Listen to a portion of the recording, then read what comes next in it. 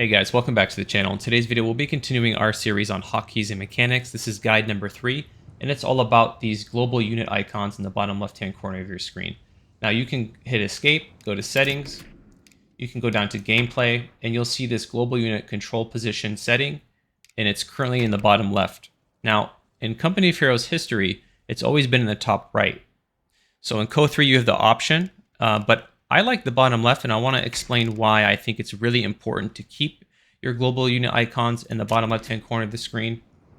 And that's because it's right next to the minimap. And I think this is a really creative way that Relic was able to implement these global unit icons with the minimap integration. And what I mean by that is simply having these global unit icons in the bottom left-hand corner is going to focus your attention throughout the game in the bottom left-hand corner. And that's going to have you jumping back and forth between these icons, which are really important to follow, and the minimap, which is really important to always be watching throughout the game. As you can see, there's an enemy unit right here. If I wasn't watching the minimap, I wouldn't know that unit was appearing on my screen and potentially threatening my units, right? So if you had these global unit icons in the top right-hand corner of the screen up here, your attention would be constantly diverted. You'd be jumping back and forth between the unit icons and the minimap, which is much more difficult. So I think it's really good to consolidate all the information down in the bottom left, and it can be extremely easy and intuitive to manage your army. Now, let's talk about army management. Now, if we toggle the tactical map, as we previously showed in the last training guide, you'll see a couple of things. You'll see an army in the north, an army in the south, right?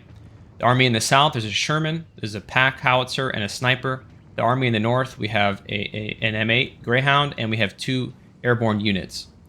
And then we have the rest of our army back at base. Now, none of these units are hotkeyed, so there's no number above them symbolizing a unit grouping.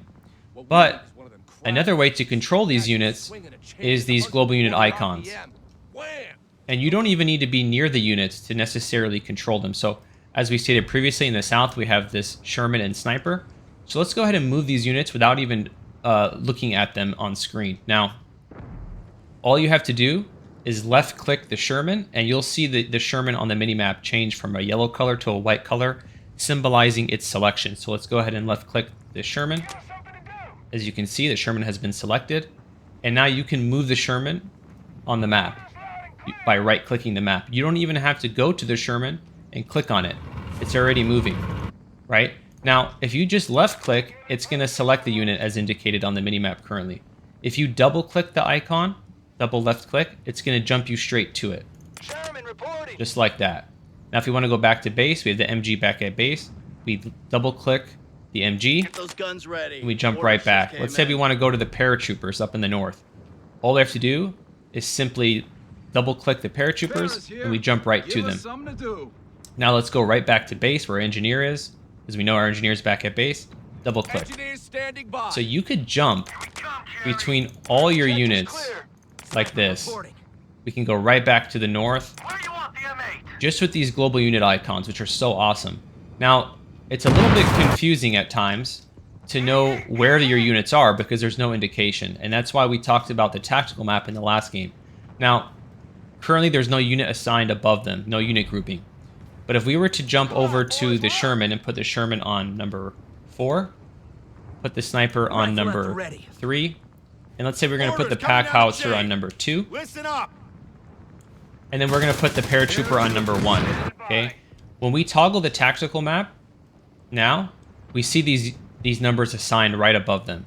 And that just gives you an added ability to know, okay, I have all these numbers down here, 1, 2, 3, and 4. Right? They're in order of the way I've assigned them, and you can just keep more awareness of where units are on the battlefield. Now, the next thing I want to talk about is micromanaging your units from this global unit position. Let's say I'm down in the south, right? And let's say I'm micromanaging my howitzer team, and I take this shot, I'm firing, but then I realize my airborne unit up in the north is being attacked. Instead of having to go and find the airborne unit on your screen like this, which is, you know, you're frantically trying to look for it, or jumping up to the screen grabbing him. Let's say you're down here and you're staying down here because your focus and attention requires you to be in the south. All you have to do is click on that airborne unit by left-clicking, hit the R button to retreat, and look at that. You could retreat the unit without even ever focusing your camera on the unit, which is amazing.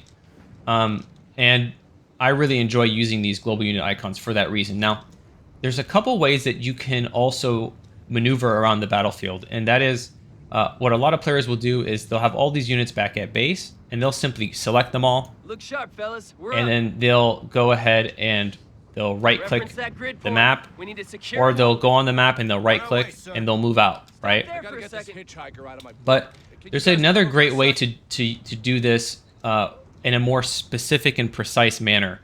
And what I like to do oftentimes is, let's say I have all these units back at base, right? And I have this airborne unit coming to base as well. And let's say I want to send them out to specific points on the battlefield. It's very difficult to grab each unit and then go to the specific place on the map and send them there, right? It's going to take you a long time to be like, okay, I'm going to send this airborne unit back up here. I'm going to click here. Then I'm going to send this scout squad down here. Click here. Look how much. Look, it's taking a long time, and these units are just idly sitting. The fastest way is to use these global unit icons, and all you have to do is click the paratrooper, send him back up north, right? Click the scout squad, send him down south. Click the engineer, send him to the middle, right? You can click the rifleman, send him to the middle, and then you can click the MG, send him to the middle, right? And look at that, they're going in 3 different directions very quickly. The unit icons are really close to the minimap, so it's very easy to click on the icon and click on the minimap, and you're able to multitask. Look at that, you're moving in 3 directions. That's awesome. It's a great skill set to have in this game. The last thing I want to talk about, and we'll retreat our units so we can demonstrate this, is how to utilize the global unit icons and the minimap with the shift command. And the shift command is basically allowing your units to undergo multiple commands within one action, right? So all you're going to do, let's say you want to grab this engineer and have him cap these munition points, right? Most players are going to grab the engineer, they're going to go find the munitions, and they're going to capture it, right? The issue with this is the engineer is going to go and he's going to accomplish that objective that you set out. But the problem is that after he's done with the objective, he's just going to sit idly by. The best thing that you can do is you can select the engineer, you can hold the shift button, right-click capture point, and then you can right-click another capture point. And what the engineer is going to do is he's going to follow that command queue in that order. So he's going to capture this munitions, and then when he's done, he's going to move and capture this manpower point. Enemy infantry. Okay, we're going to retreat now. And this can be done for multiple things from the minimap. So all you have to do is left-click your MG team. Here with me. You can right-click on the minimap to capture, hold shift, right-click on the fuel, and right-click on the munitions, and you'll see a solid line symbolizing the first objective. Then you'll see dotted lines symbolizing the secondary shift command objectives. So guys, I hope that was helpful for you.